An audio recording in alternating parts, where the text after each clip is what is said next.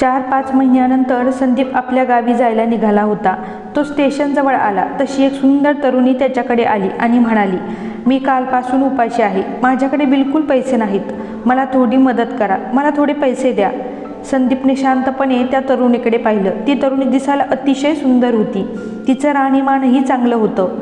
संदीपने क्षणभर तिच्याकडे शांतपणे पाहिलं आणि त्यानंतर तिच्यासोबत असं काही केलं ज्याची कल्पनाही या जगात कोणी करू शकत नाही. संदीप कामासाठी मुंबईला आला होता.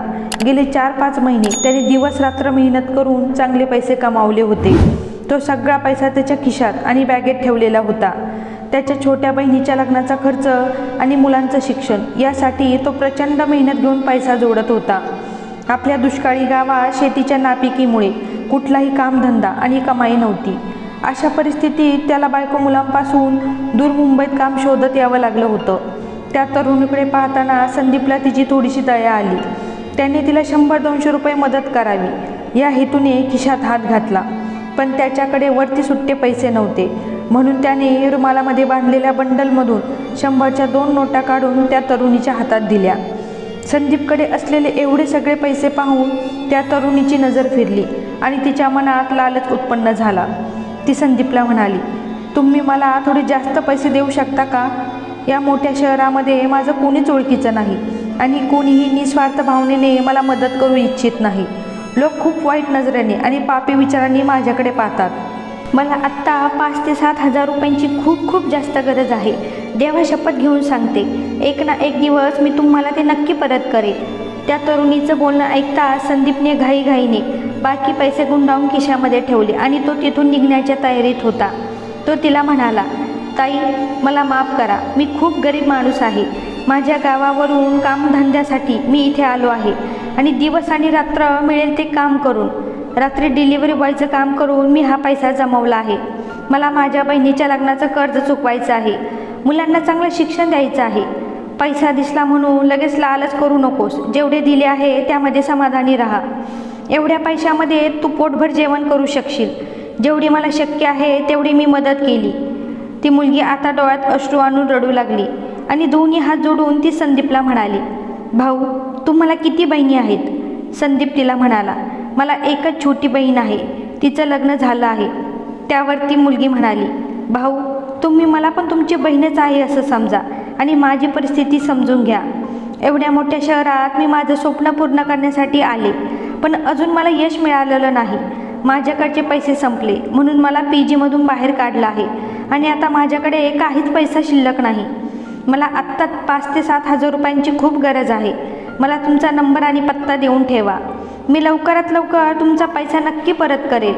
माझ्यावर विश्वास ठेवा. मी जर जिवंत राहिले तर तुमचा पैसा नक्की परत करेल आणि जर नाही परत करू शकले तर एका बहिणीसाठी तुम्ही तो खर्च केला असं समजा.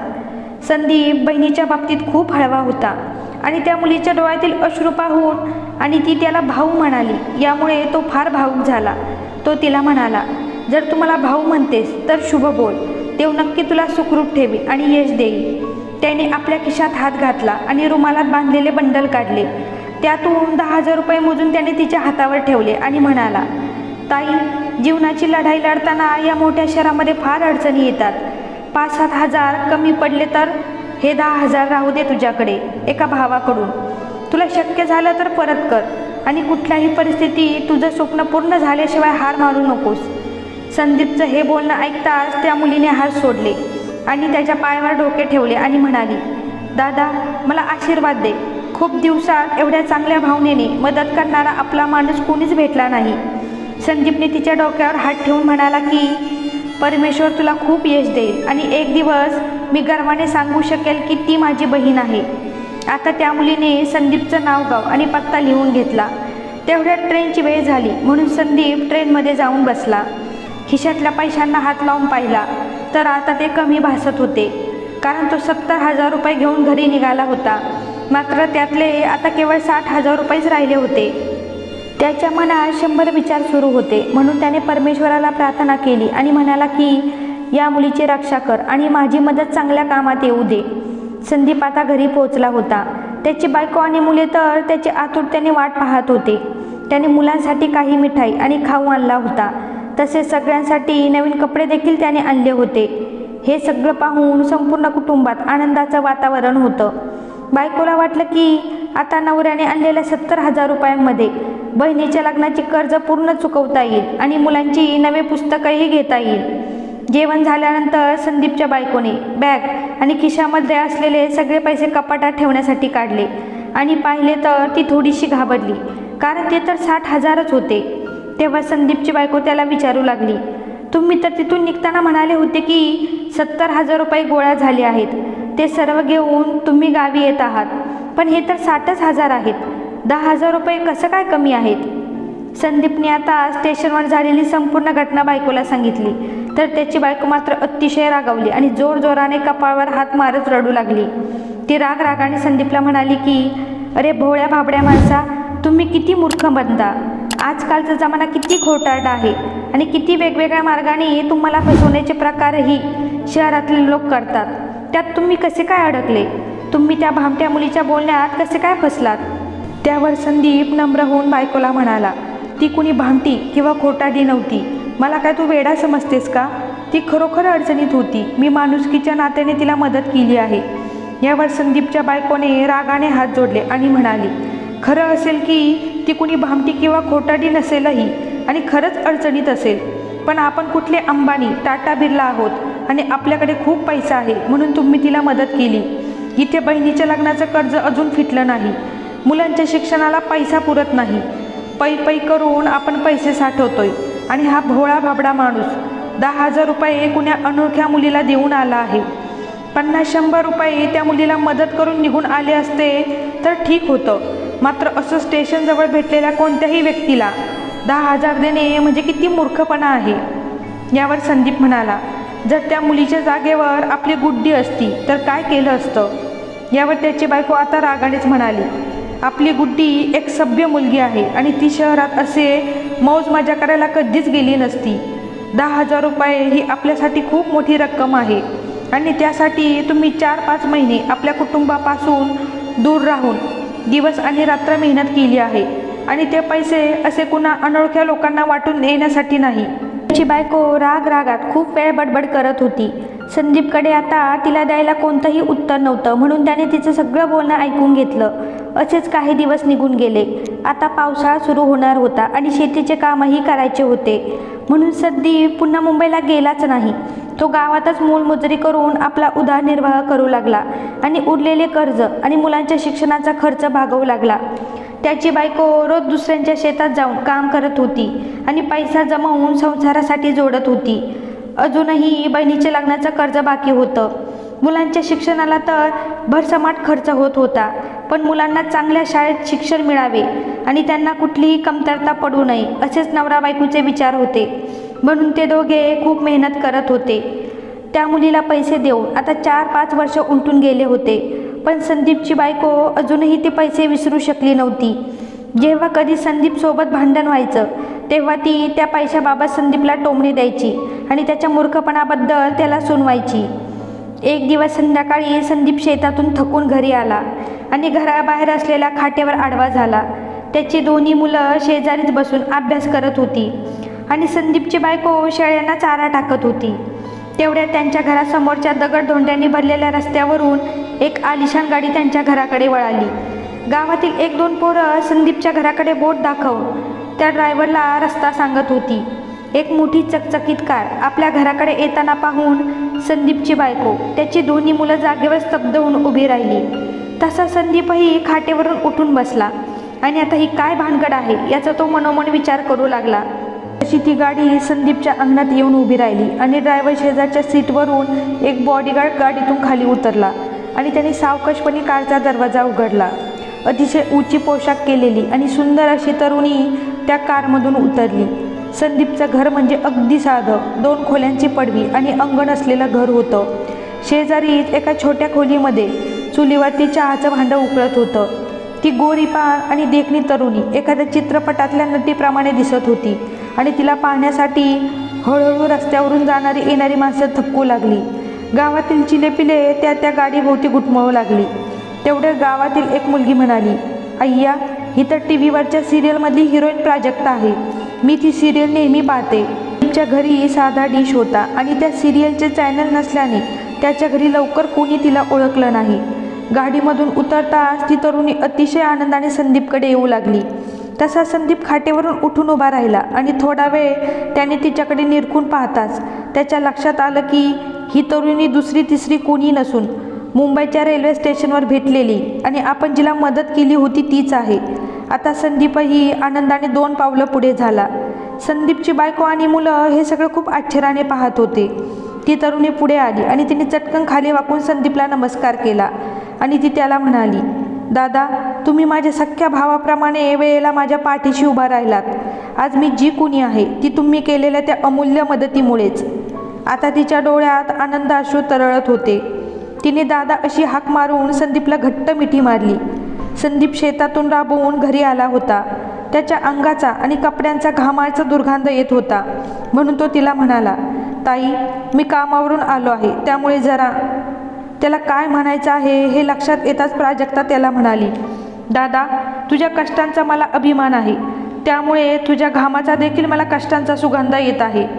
हे सर्व काय प्रकरण आहे हे संदीपच्या बायकोच्या आता लक्षात आलं होतं.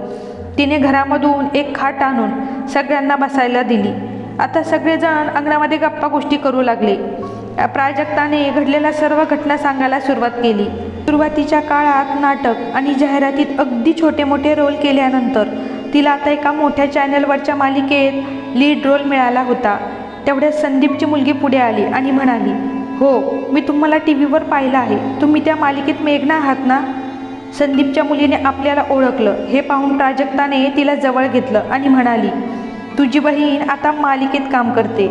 तिने मुलांसाठी आणलेले गिफ्ट, काही पुस्तके आणि खाऊ त्यांच्यासमोर ठेवला. दोन्ही मुले आनंदाने नाचू लागली.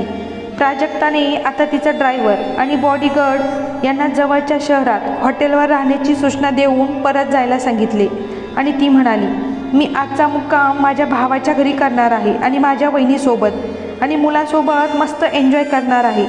तुम्ही देखील आता हॉटेलवर जाऊन आराम करा. मी उद्या तुम्हाला फोन केला की मग मला घ्यायला या. आता प्राजक्ताने आपली कहाणी सांगायला सुरुवात केली. माझी आई मी लहान असताना म्हणजे साधारण 4-5 वर्षाची असतानाच वारली. 2 वर्षात माझ्या वडिलांनी दुसरं लग्न केलं. माझी सावत्र आई मला फारसं बरं पाहत नव्हती. पुढे माझी सावत्र भाऊ बहीण मला फार वाईट वागवायचे. माझे त्यांच्यासोबत अजिबात जमत नव्हते. वडिलांनीही माझी कधीच काळजी घेतली नाही. मी जिद्दीने कसेबसे 12वीपर्यंत शिक्षण केले. घरात TV शिवाय तिचा कोणीही मित्र नव्हता. त्यामुळे तिला अभिनयात इंटरेस्ट येऊ लागला आणि ती मालिका, सिनेमाचे डायलॉग TV समोर, आरशासमोर प्रॅक्टिस करू लागली. माहिती मिळाली की जर TV वरती ॲक्ट्रेस बनायचं असेल तर मुंबईला जावं लागेल आणि त्यासाठी तिने थेट मुंबई गाठली. मुंबईमध्ये तसं कोणी फारसं ओळखीचं नव्हतं. फक्त शाळेतील एक मैत्रीण मुंबईला असते या आशेवर ती तिथे पोचली. पण तिचा पत्ता तिला सापडलाच नाही आणि मग एक वेळ अशी आली की ती सर्व काही हरली होती. दिवसभर ती कामाची शोधाशोध करत फिरू लागली. पण मुंबईत राहण्याचा आणि खाण्यासाठी लागणारा पैसाही तिच्याकडे शिल्लक नव्हता. एक क्षण ती आत्महत्येच्या विचारापर्यंत पोहोचली होती.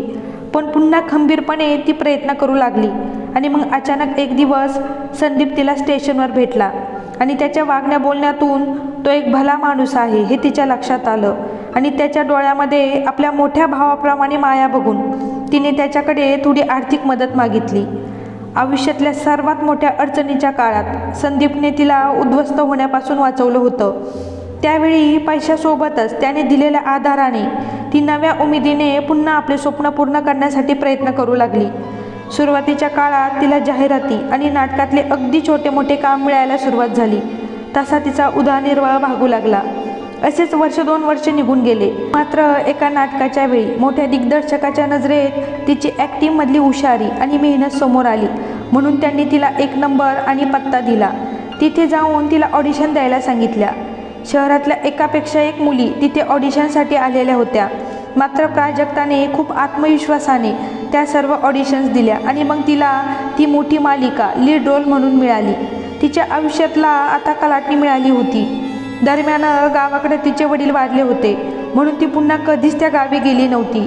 तिला आपल्या जवळचं असं कुणीतरी भेटावं म्हणून नेहमी हुरहुर लागायची. तेव्हा तिला संदीपची नेहमी आठवण व्हायची. कारण एका मोठ्या भावाप्रमाणे त्याने अडचणीच्या काळात तिच्या पाठीशी उभा राहून तिला धीर दिला होता. संदीप आणि संपूर्ण कुटुंबासोबत तिने अगदी मनमोकळ्यापणाने गप्पा केल्या.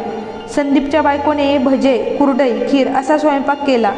सगळेजण पोटभर जेवले. नंतर गप्पा गोष्टी करत तिने क्षणार्थ संदीपच्या कुटुंबाला आपलेसे केले होते आणि त्यांनाही प्राजक्ता कोणी परकी आहे असं वाटलं नाही. तिच्या बॅगमधून एक पर्स काढली आणि संदीपच्या बायकोच्या हातात देत म्हणाली, वहिनी, यामध्ये काही पैसे आहेत. ताईच्या लग्नाचं कर्ज, तसेच मुलांच्या शिक्षणासाठी हे असू द्या. आज मी जी कोणी आहे ती सर्व संदीप भाऊनी केलेल्या मदतीमुळेच. तेवढ्यात संदीप पुढे झाला आणि तो म्हणाला, प्राजक्ता, हे सर्व कशाला? मी बहिणीचे पैसे कसे काय घेऊ शकतो? हे चुकीचं आहे. तसे संदीपच्या बायकोने देखील पैसे घेण्यास नकार दिला. पण प्राजक्ता पुढे म्हणाली, तुम्ही मला असं परक्यासारखं का वागवत आहात? मी तुमची बहीण आहे. संदीप भाऊने केलेल्या मदतीची परतफेड अशी पैशांनी होणे शक्यच नाही.